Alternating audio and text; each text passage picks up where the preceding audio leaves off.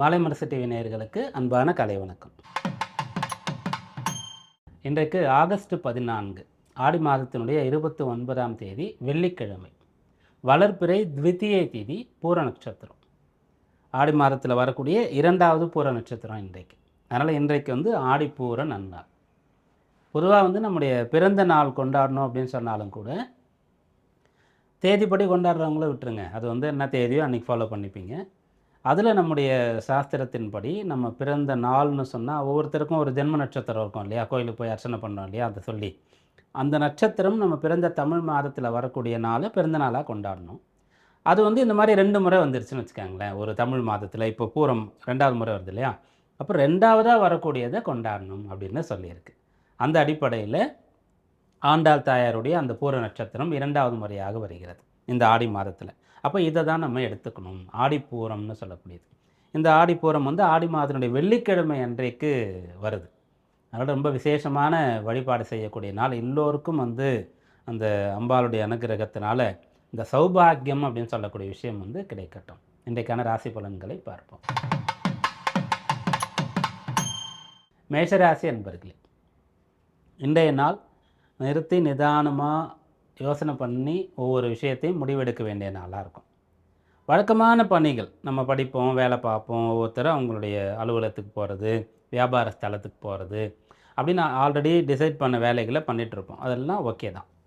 இன்றைய நாளில் ஏதாவது ஒரு விஷயத்தை புரிஞ்சுக்கணும், ஒரு முடிவு எடுக்கணும் அப்படின்னு சொன்னால் ரொம்ப கவனமாக சிந்தித்து யோசனை பண்ணி முடிவு எடுக்கணும்.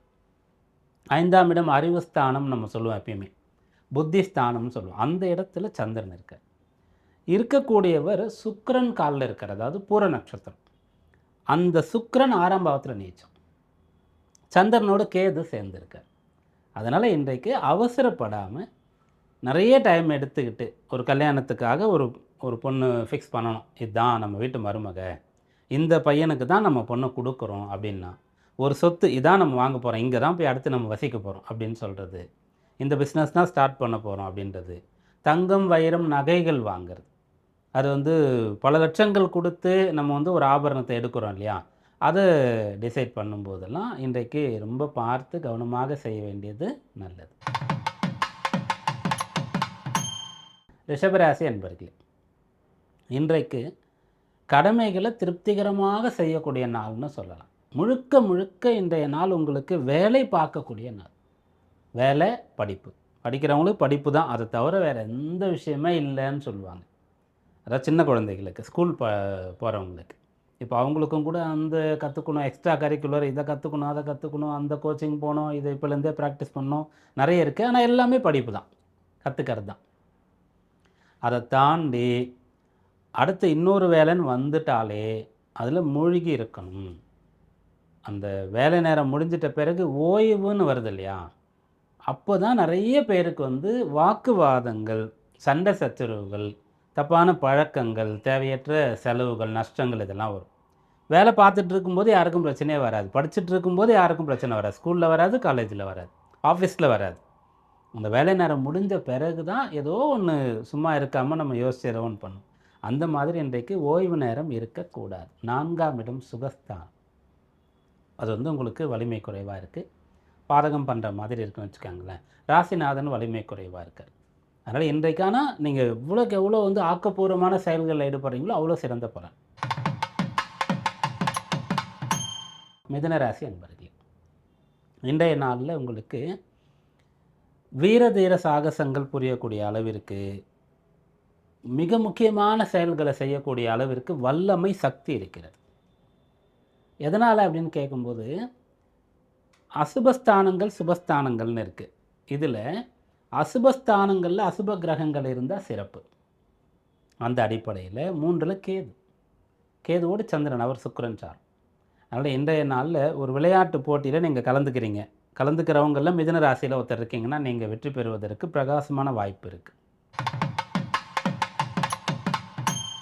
கடகராசி அன்பர்களே, இன்றைய நாளில் பேச்சில் கவனமாக இருக்கணும். நீங்கள் பேசுகிறது நல்லதாக மட்டும்தான் இருக்கணும். தப்பி தவறி கூட அதில் தீய விஷயம் வந்துடக்கூடாது. பிறரை குறை சொல்கிறது, ரகசியம் பேசுகிறது, அப்புறம் புறம் பேசுவதுன்னு சொல்லுவாங்கள்ல, அந்த விஷயம், இதெல்லாம் தவிர்க்கிறது ரொம்ப நல்லது.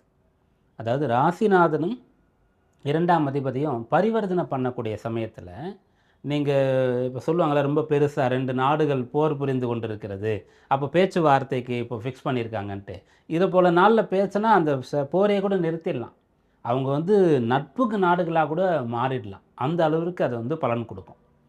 அந்த 1, 2 சம்மந்தப்பட்ட 2, 12 சம்மந்தப்பட்டதுன்னு சொன்னால் நட்பாக இருக்கக்கூடியவர் கூட பகையாக மாறிடுவாங்க பேச்சுனால. அப்போ இன்றைக்கு நீங்கள் ஆக்கப்பூர்வமான பயனுள்ள பேச்சுகளை நீங்கள் பேசணும். சிம்மராசி அன்பர்களே, இன்றைய நாள் வந்து நல்ல செலவுகள் செய்கிறதுக்கான நாள். கையில் இருக்கக்கூடியதை செலவு பண்ணிடணும், இல்லைனா யார் கையிலாம் கொடுத்துடணும் அப்படின்ற மாதிரி வச்சுக்கோங்களேன். அப்போ முதல்ல வந்து செலவு பண்ணணும்னு சொன்னாலா நமக்கு வந்து அதுக்கு எதுவும் காரணம் இல்லாமல் போயிடும். வருமானம் வரணும்னு சொன்னாலோ சேர்த்து வைக்கணும்னு சொன்னாலோ வந்து அது முடியாதுன்றதுக்கு நிறைய காரணம் சொல்லுவோம். செலவு பண்ணுறதுக்கு ஏதாவது காரணம் இருக்கா? ஏதாவது செலவு இருக்கா? பணம் வேணுமானா நம்ம லிஸ்ட்டே போடுவோம், 100 பாயிண்ட் கூட எழுதுவோம். அந்த மாதிரி நல்ல செலவுகளை இன்றைக்கு நீங்கள் பிளான் பண்ணலாம். அப்படி செய்யும்போது உங்களுக்கு பிடிச்ச விஷயங்களை செஞ்ச மாதிரி இருக்கும். உங்களுடைய அந்த பணம் கையிலேருந்து போனால் கூட உங்களுக்கு கஷ்டம் ஒன்றும் இருக்காது. 2வது வேலையே நடந்த மாதிரி இருக்கும். அப்படியாக இன்றைக்கு பொருள் பற்றி பிளான் பண்ணலாம். கன்னிராசி அன்பர்களே, இந்த நாள் உங்களுக்கு சாதகமாக இருக்கிறதுன்னு சொல்லலாம். இருக்கிற இடத்துலேருந்து வெளியில் போகிறதுக்கு, வெளியூர் போகிறதுக்கு, அப்புறம் வந்து ஆல்ரெடி ஒன்று பண்ணிகிட்ருக்கீங்க, இப்போ புதுசாக வந்து இன்னொன்று ஒரு பார்ட் டைம் ஜாப் வந்து சேர்கிறதுக்கான விஷயம். ஒரு டிகிரி போயிட்டே இருக்குது, படிச்சுட்ருக்கீங்க, இன்னொரு டிகிரி எடுத்து படிக்கிறது கரஸில். அந்த மாதிரி விஷயங்கள் செய்கிறதுக்கு உகந்த நாள் சொல்லலாம். அதாவது நீங்கள் வழக்கத்தை விட இன்னும் உங்களை வளர்த்து கொள்வதில் ரொம்ப சுவாரஸ்யமாக இருக்கணும். இது வந்து ஓரளவுக்கு மத்தியம வயதில் இருக்கக்கூடியவங்களை கேட்டால் சொல்லுவாங்க.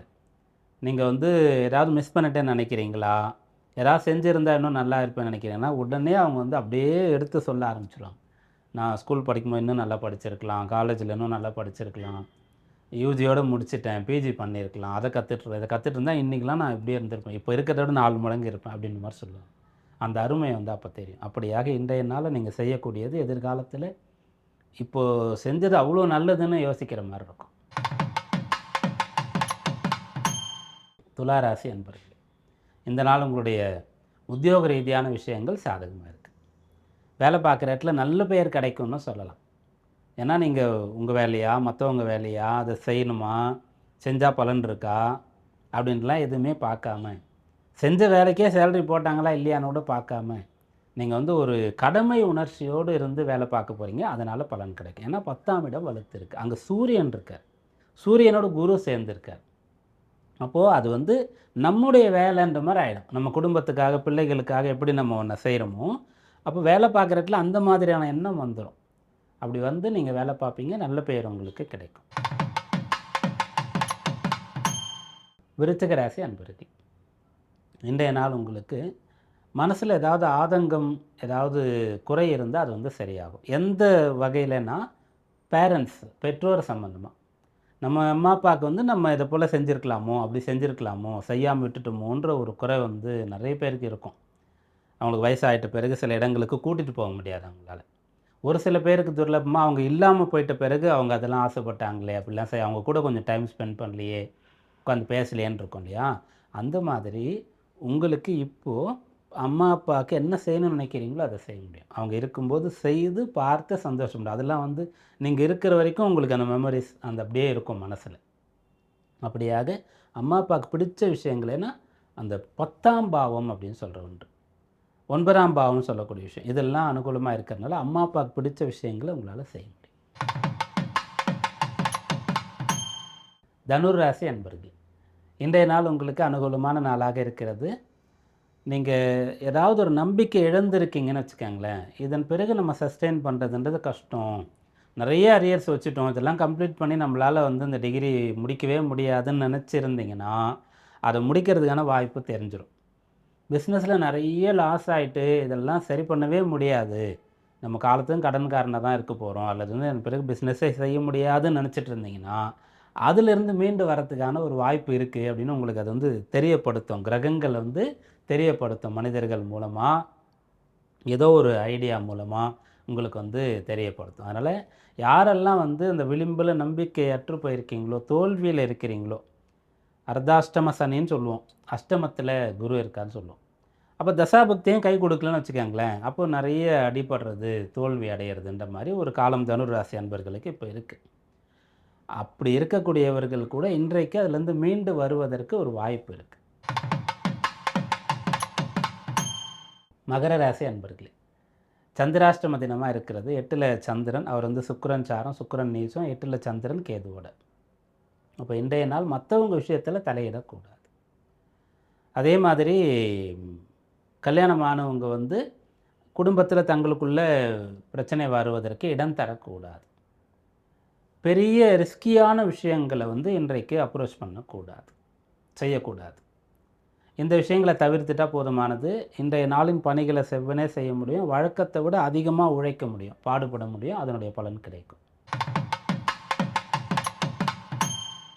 கும்பராசி அன்பர்களே, இன்றைய நாள் திருமண விஷயங்களில் சுய முடிவுன்னு சொல்லக்கூடிய ஒன்று, அதை வந்து செய்யக்கூடாது. ஆல்ரெடி செஞ்சுருந்தால் இன்றைக்கு அதில் இப்போ ஒருத்தர் வந்து விரும்பிட்டுருக்கீங்கன்னு வச்சுக்கோங்களேன், கல்யாணம் பண்ணணுன்றதை இன்றைக்கு டிசைட் பண்ணக்கூடாது. அந்த 7ஆம் இடம் அப்படின்னு சொல்லக்கூடியது வந்து உங்களுக்கு முரண்படுகிறது. முரண்பாடு சம்பந்தமாக எதிர்மறையான எண்ணங்கள், லாஜிக்காக இல்லாமல் இருக்கிறது, மற்றவங்களால் ஏற்றுக்க முடியாது அப்படின்ற மாதிரி ஒன்றை கொண்டு வந்து கொடுக்கும். புதுசாக இன்றைக்கி ஒருத்தர் அறிமுகம் ஆகிறாருன்னா ரொம்ப எச்சரிக்கையாக இருக்கணும். மீனராசி அன்பர்களே, இன்றைய நாள் உங்களுடைய வியாபாரம், தொழில், உத்தியோகம் இதெல்லாம் வந்து சிறக்க போகிறது. இதில் இருக்கக்கூடிய பிரச்சனையெல்லாம் சரி பண்ண போகிறீங்க. இந்த காலகட்டத்தில் உங்களுக்கு மற்றவங்களுடைய உதவி பெரிய அளவுக்கு கிடைக்காதே தவிர உங்களால் உழைக்க முடியும். இந்த ஜென்ம சனி காலம்னு சொல்கிறோம் இல்லையா, சனி வந்து எவர் ஒருவர் அதிகமாக உழைக்கிறாரோ, பாடுபடுகிறாரோ அவருக்கு வந்து கட்டாயம் பலனை கொடுப்பார். எவர் வந்து கொஞ்சம் லேசியாக இருக்காரோ, மற்றவங்களை எதிர்பார்த்துட்டு ஒவ்வொருத்தரை கூப்பிட்டு இதை நீ பார்த்துக்கோன்னு சொல்லி அப்படி ஒரு சூப்பர்வைசிங் மேனேஜ்மெண்ட் அப்படி இருக்கக்கூடியவங்களை இறக்குவார். கீழே இருக்கிற வேலை பார்க்குறவங்க வந்து திடீர்னு வேலைக்கு வரமாட்டாங்க. இவர் இறங்கி வேலை செய்கிற மாதிரி இருக்கும். அப்பயே புரிஞ்சுக்கணும், ஓ சரி சனியுடைய தாக்கம் நம்ம மேலே இருக்குது அப்படின்றது.